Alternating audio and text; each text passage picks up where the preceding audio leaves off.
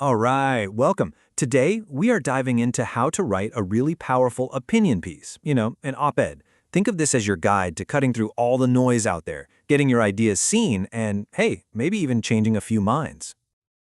I mean, let's be honest, who doesn't? Whether it's about some huge national debate or just a tiny little thing that drives you crazy every day, you've probably had that thought, somebody really needs to say something about this. Well, guess what? That someone can absolutely be you. And getting your voice heard can have a massive, massive impact. A single, well-written op-ed can reach over 1 million readers, and that includes the key decision makers you're trying to reach. It is one of the most powerful tools for communication, for sure. So let's break down exactly how you can use that power for yourself. So, here's our game plan. First, we'll cover the basics, what an op-ed even is. Then we'll get to the heart of it, making a strong argument. After that, I'm going to walk you through a super simple but effective writing formula, talk about how to actually pitch your piece, and we'll wrap up with a final checklist. Sound good? Okay, first things first. What exactly is an op-ed? Well, the name itself actually gives us a pretty big clue about where it came from.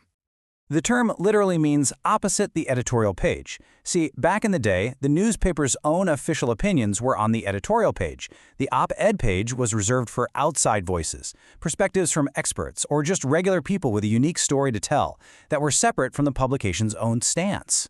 And this is where a lot of people get mixed up, so it's a really important distinction. An editorial, that's the official voice of the publication, written by its own staff. A letter to the editor is usually way shorter, and it's just a quick reaction to something that was already published. But an op-ed, that's a standalone essay, usually between 500 and 750 words, where an outside writer gets to make their own case. Now let's get to the absolute bedrock of a great op-ed.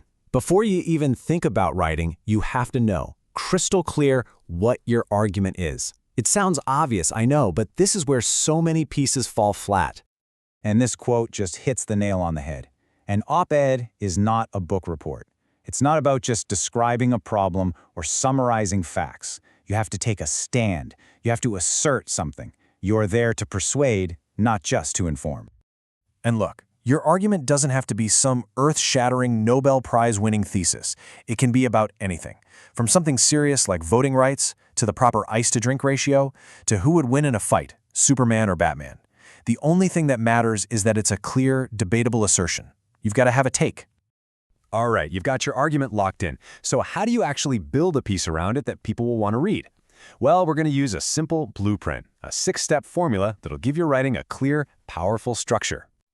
These 6 steps are your roadmap: attention, billboard, context, demonstrate, equivocate, and forward. Think of it as your secret weapon. Let's break down what each one actually means. First up, A is for attention. You have like 3 seconds to grab your reader. You can do it with what's called a narrative flash, a short, compelling little story that pulls them right in, or you can use a news flash, tying your argument directly to something happening in the news right now. Next, B is for billboard. This is your nut graph. It's where you put your argument right up front, in lights. State your main point clearly and directly. And, this is crucial, tell the reader why it matters. Why should they care? If someone only reads these first 2 paragraphs, they should know exactly what you're trying to say.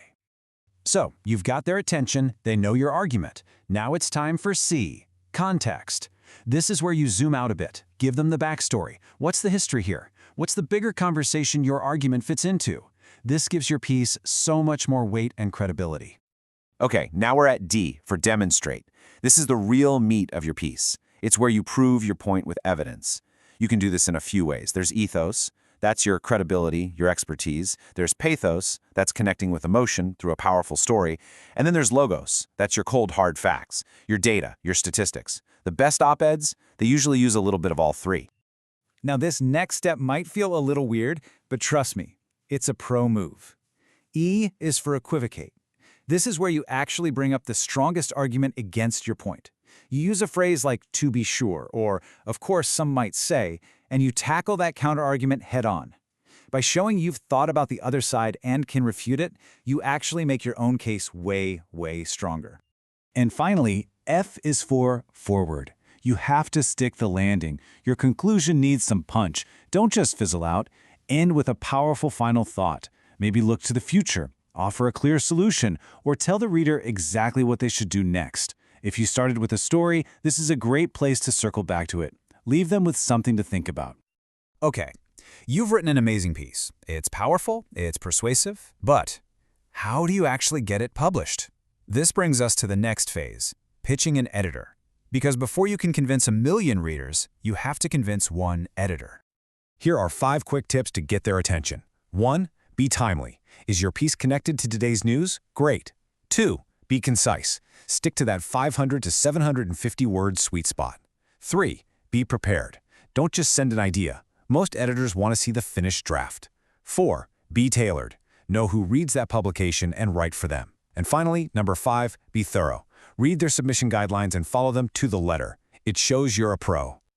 We are so close. You're ready to submit. But before you hit that send button, let's just do one last quality check to make sure your piece is absolutely sparkling. Ask yourself these questions. Is my language simple and easy to understand? Did I get rid of all the jargon and confusing acronyms? Did I double-check every single fact, every name, every date? Did I include links for my sources? And here's the best tip I can give you. Did you read the whole thing out loud to yourself? Seriously, it's the #1 way to catch typos and awkward sentences. So there you have it. You have the tools, you have the formula, you have the checklist.